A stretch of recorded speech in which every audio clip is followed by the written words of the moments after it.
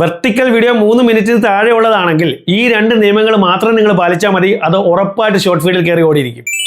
നമസ്കാരം, ഒരു പുതിയ വീഡിയോയിലേക്ക് എല്ലാവർക്കും സ്വാഗതം. നിങ്ങൾ ഷോർട്ട് വീഡിയോസ് അപ്ലോഡ് ചെയ്യുന്നവരാണെങ്കിൽ നിങ്ങളുടെ ഷോർട്ട് വീഡിയോ ഷോർട്ട് ഫീഡിൽ കയറുന്നില്ലെങ്കിൽ, അതായത് നിങ്ങൾക്ക് ഷോർട്ട് ഫീഡിൽ നിന്നും ആ ഷോർട്ടിന് വ്യൂസ് ഒന്നും കിട്ടുന്നില്ലെങ്കിൽ ഇന്നത്തെ ഈ വീഡിയോ നിങ്ങൾക്ക് വേണ്ടിയുള്ളതാണ്. ഈ വീഡിയോ നിങ്ങൾ സ്കിപ്പ് ചെയ്താൽ ലാസ്റ്റ് വരെ കാണുക. കാരണം ഇന്നത്തെ വീഡിയോയിൽ ഞാൻ പറയാൻ പോകുന്നത് നിങ്ങളുടെ ഷോർട്ട് വീഡിയോ എന്തുകൊണ്ടാണ് ഷോർട്ട് ഫീഡിൽ കയറാത്തത്, എന്ത് തെറ്റുകളാണ് നിങ്ങൾ ചെയ്യുന്നത്, അതുപോലെ നിങ്ങളുടെ ഷോർട്ട് വീഡിയോയെ സക്സസ്ഫുള്ളി എങ്ങനെ ഷോർട്ട് ഫീഡിൽ അയച്ച് ആ ഷോർട്ടിന് നമുക്ക് വ്യൂസ് എങ്ങനെ കൂട്ടിയെടുക്കാം. അപ്പോൾ വീഡിയോ ഇഷ്ടപ്പെട്ടാൽ വീഡിയോ ഒന്ന് ലൈക്ക് ചെയ്യുക, ഹൈപ്പ് ചെയ്യുക, നിങ്ങളുടെ കമൻസ് തന്നെ അറിയിക്കുക. അതുപോലെ ചാനൽ സബ്സ്ക്രൈബ് ചെയ്യാത്ത വീഡിയോ കാണുന്നുണ്ടെങ്കിൽ ചാനലിൽ ഒന്ന് സബ്സ്ക്രൈബ് ചെയ്യുക.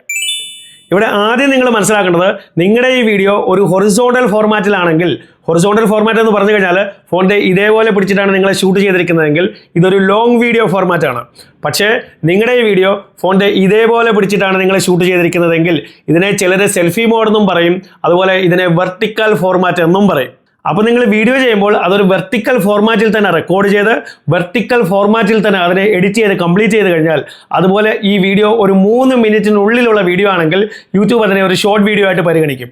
അതല്ലാതെ വേറെ ഏത് രീതിയിൽ നിങ്ങൾ വീഡിയോ ചെയ്താലും ശരി, യൂട്യൂബ് അതിനെ ഒരു ഷോർട്ട് വീഡിയോ ആയിട്ട് പരിഗണിക്കത്തില്ല.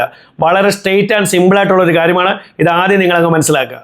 ഇനി നിങ്ങൾ വിചാരിക്കുക, നിങ്ങൾ ഒരു വെർട്ടിക്കൽ ഫോർമാറ്റിൽ തന്നെ ഒരു ഷോർട്ട് വീഡിയോ ക്രിയേറ്റ് ചെയ്യുന്നു, അത് 3 മിനിറ്റിനുള്ളിലുള്ള ഒരു ഷോർട്ട് വീഡിയോ തന്നെ കറക്റ്റായിട്ട് നിങ്ങൾ ക്രിയേറ്റ് നിങ്ങൾ അതിനെ യൂട്യൂബിൽ അപ്ലോഡ് ചെയ്യുന്നു. പക്ഷേ നിങ്ങൾ നോക്കുമ്പോൾ നിങ്ങൾക്ക് ഷോർട്ട് ഫീഡിൽ നിന്നും ഇവിടെ വ്യൂസ് ഒന്നും കിട്ടുന്നില്ല. നിങ്ങൾക്ക് നോട്ടിഫിക്കേഷനിൽ നിന്ന് വ്യൂസ് കിട്ടുന്നുണ്ടായിരിക്കാം, അതുപോലെ നിങ്ങൾക്ക് യൂട്യൂബ് സെർച്ചിൽ നിന്നും വ്യൂസ് കിട്ടുന്നുണ്ടായിരിക്കാം. പക്ഷേ നിങ്ങൾക്ക് ഷോർട്ട് ഫീഡിൽ നിന്നും ഒറ്റ വ്യൂസ് പോലും കിട്ടുന്നില്ല. പക്ഷേ നമുക്കറിയാം, നമുക്ക് ഏറ്റവും കൂടുതൽ വ്യൂസ് നമ്മുടെ ഷോർട്ട് വീഡിയോയ്ക്ക് കിട്ടേണ്ടത് ഷോർട്ട് ഫീഡിൽ നിന്ന് തന്നെയാണ്.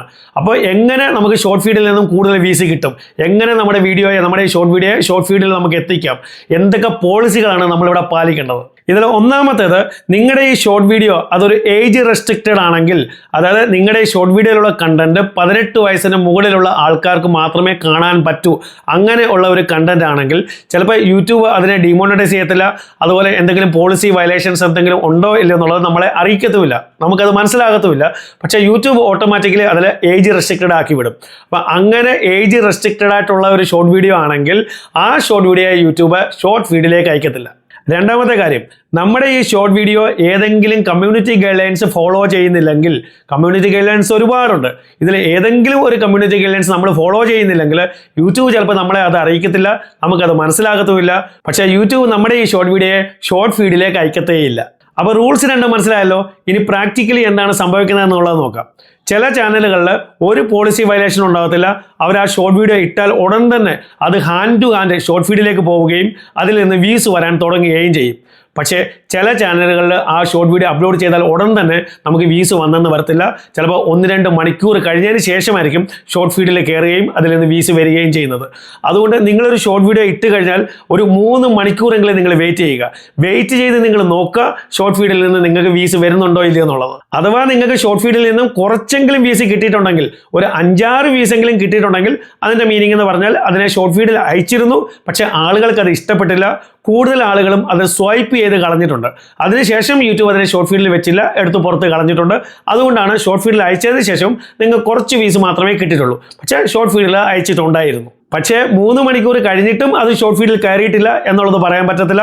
കാരണം അത് സംഭവിക്കാത്ത ഒരു കാര്യമാണ്. കാരണം യൂട്യൂബ് വളരെ വ്യക്തമായി പറയുന്നുണ്ട്, 3 മിനിറ്റിൽ താഴെയുള്ള വെർട്ടിക്കൽ വീഡിയോസ് ആണെങ്കിൽ, അതുപോലെ ഈ 2 റൂൾസും പാലിക്കുന്ന വീഡിയോസ് ആണെങ്കിൽ ഒരു പ്രാവശ്യമെങ്കിലും അത് ഷോർട്ട് ഫീഡിൽ അയച്ചിരിക്കും. അതുപോലെ ഷോർട്ട് വീഡിയോയെ കുറിച്ച് മറ്റൊരു കാര്യം കൂടെ ഞാനിവിടെ പറയാം.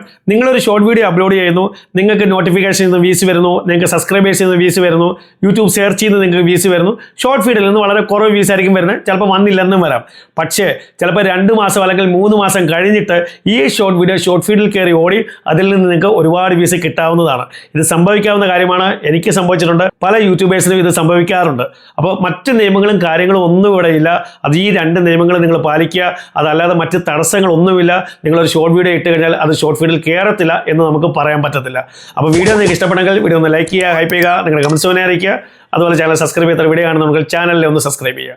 ഇതുപോലെ യൂസ്ഫുള്ളായ മറ്റൊരു വീഡിയോ നമുക്ക് വീണ്ടും കാണാം. അതുവരേക്കും ഗുഡ് ബൈ.